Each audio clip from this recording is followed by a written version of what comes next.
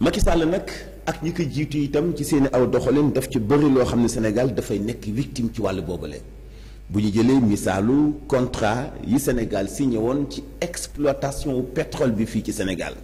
Khadim Bamba Diagne ñi ko dénk gis ni am na ay manquement yu jéggi dayoo comme ci business la ñu nekk tey nag wàllu contrat la dañu koy négociation bu Sénégal daf ciy gis boppam dootul nangu benn yoon ñu koy awloo foo xam ni neex na ko neexu ko yépp ndax rek xëy na amul jumtukaay yu mu exploité pétrole bi mais ci suufam la ñu koy exploité kon moo ko moom daf am benn pourcentage bu am solo ba tax mu jàpp ni bépp contrat bu Macky Sall signé woon dañu koy renégocier waat loolu moom mënut a ñàkk. ñu teewlu Khadim Bamba Diagne Maïmouna Ndour Faye moo ko invité woon ca 7TV ci dellu soit ci importance su renégocier waat bi ñu war a defaat contrat wu pétrole yi fi nguuru Macky Sall bàyyi woon ñu teewlu ko. contrat lañ fi fekk contrat boobu mooy dox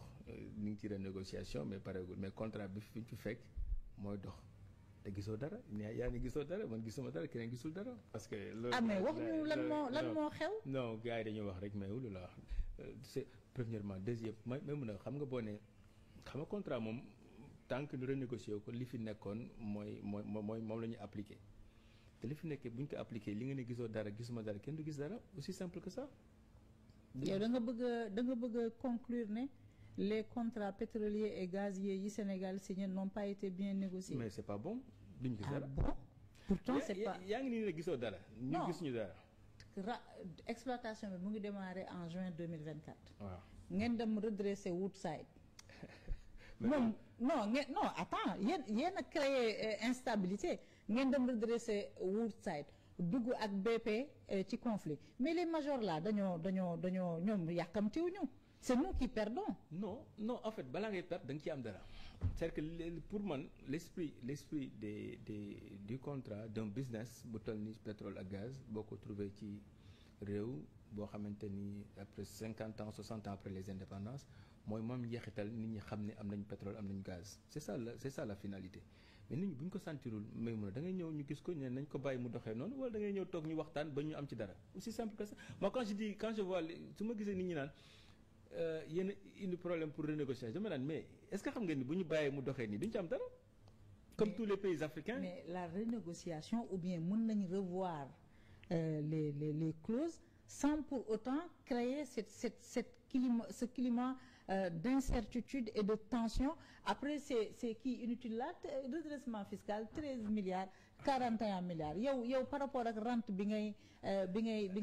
xaar. Le problème mooy par rapport à rente bi ban rente. Non, comparer un peu cette histoire de redressement fiscal contre Woodside nga xam ne ñoom ñu ngi taxaw di xaar yàkkamtiwuñu ak ñun tey bu fekkoon ne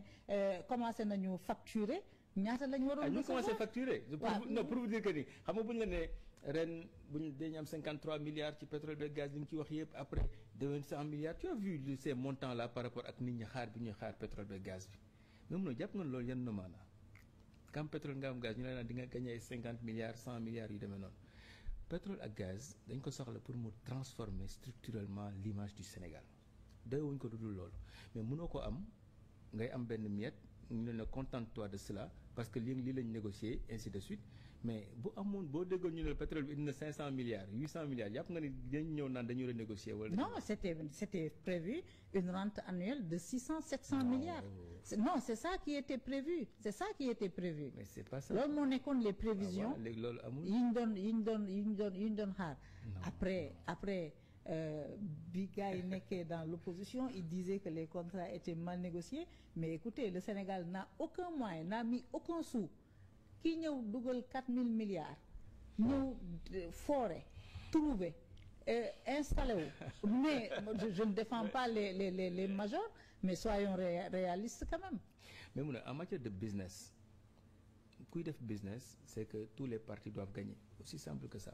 Tout ce que le Sénégal demande, c'est que le Sénégal veut gagner comme BP. Mais man dama bëgg nga wax ma réellement c'est quoi la situation c'est combien de barils la ñu extraire à ce jour ñaata moo dugg. moo ñu revenir.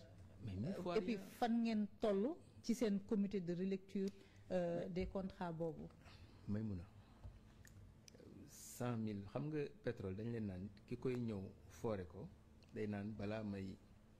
balaa ñuy commencer di séddoo damay génne samay charge ba pare